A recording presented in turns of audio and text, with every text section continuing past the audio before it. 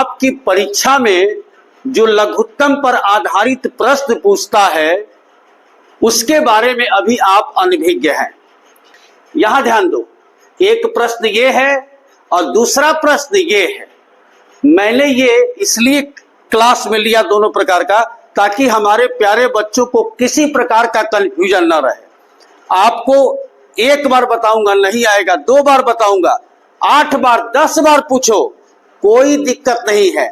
मेरा काम है समझाना और आपका काम है समझना। जब तक ना समझ में आए तब तक पूछना। ध्यान दीजिएगा, वह छोटी से छोटी संख्या बताओ, आपको संख्या बतानी है जिसमें 7, 9, 11 से भाग देने पर शेष हमेशा 5 बचे। इस प्रश्न को पहले हमारे प्यारे बच्चे समझ ले।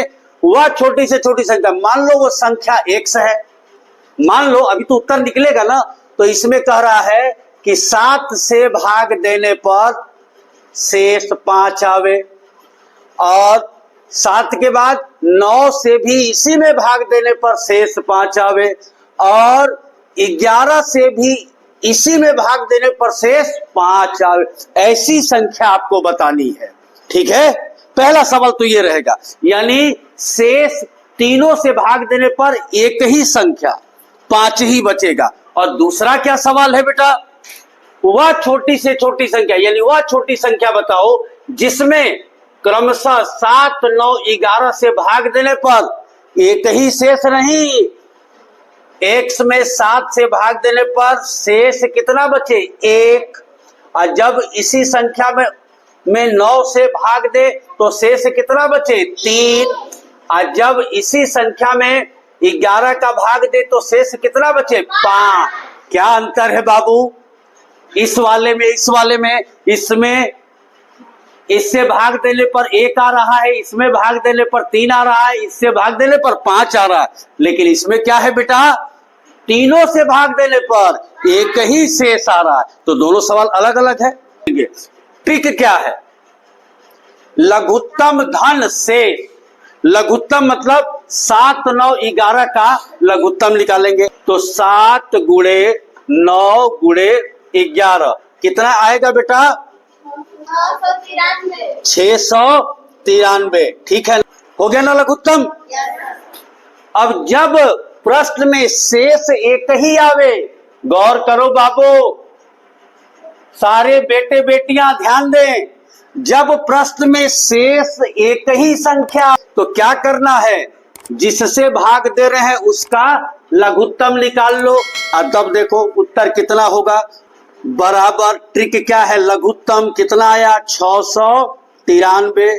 ट्रिक क्या है, धन, और जो शेष बचा है उसको जोड़ दो। तो 5 में 3 जोड़ेंगे 8, 9 और ये 6। यही हमारा उत्तर हो गया। कितना आसान है। क्या करना है भाई, जिससे जिससे भाग देना है उसका लघुत्तम निकाल लो और जो शेष बच रहा है उसको जोड़ दो, तो ये हमारा उत्तर आ गया। अब आते हैं दूसरे तरीके वाले पर, जरा ध्यान देना। दूसरे में क्या अंतर है भैया, यहां तो एक शेष था, खट दे लघुत्तम निकाल के अब 5 को जोड़ दिया, काम बन गया। लेकिन यहां 1, 3 और 5, 3 संख्या अलग अलग आ रही है। अब इसके लिए क्या है, लघुत्तम, यानी लघुत्तम तो निकालेंगे ही, माइनस पी। ये पी क्या है भाई, ये बच्चों के लिए नई चीज है। पी कैसे निकलेगा, तो देखो साहब, पी क्या है, दिया अंक माइनस शेष। कैसे निकालेंगे, देखो पी कैसे निकालेंगे, दिया अंक यानी 7 माइनस शेष, 7 से भाग देने पर शेष कितना आ रहा है, 1, तो आ गया 6। फिर पी निकालो, दिया अंक 7 के बाद कौन सा अंक है, 9, शेष कितना है, 9 से भाग दे रहे हैं तो 3, कितना आ गया, 6। फिर पी निकालो, दिया अंक क्या है भाई, 7 हो गया, 9 हो गया, अब 11 में शेष कितना है, 5, कितना आया, 6। यानी P का मान हमारा कितना हो गया बाबू, P का मान हो गया 6। अब आपके दिमाग में यह प्रश्न उठेगा कि सर आपने तो ऐसा प्रश्न सेट कर दिया कि घटाने पर एक ही संख्या आ रही है हो सकता है कि किसी प्रश्न में ऐसा शेष दे दे कि ये अलग अलग आए, हो सकता है, लेकिन ऊंची कक्षाओं में ऐसा होगा।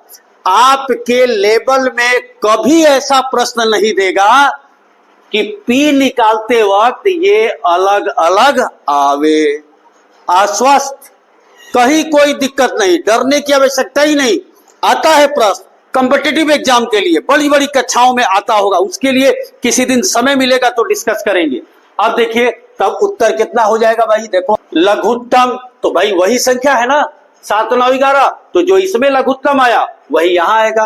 कितना आया है 693 माइनस ये माइनस पी का मान कितना है 6, घटा दो भाई, हमारा उत्तर हो गया। आई बात समझ में? हाँ एक ही शेष था, यहाँ अलग अलग शेष है, तो दोनों का ट्रिक हमें याद रखना है बच्चों, ये हमारा ट्रिक है। पी कैसे निकलेगा ध्यान देना, जो संख्या दी गई है उसमें से शेष को घटा देना है। एकदम परीक्षा में प्रश्न यही 2 तरीका देगा, तीसरा नहीं देगा। क्लियर है? बहुत बहुत धन्यवाद।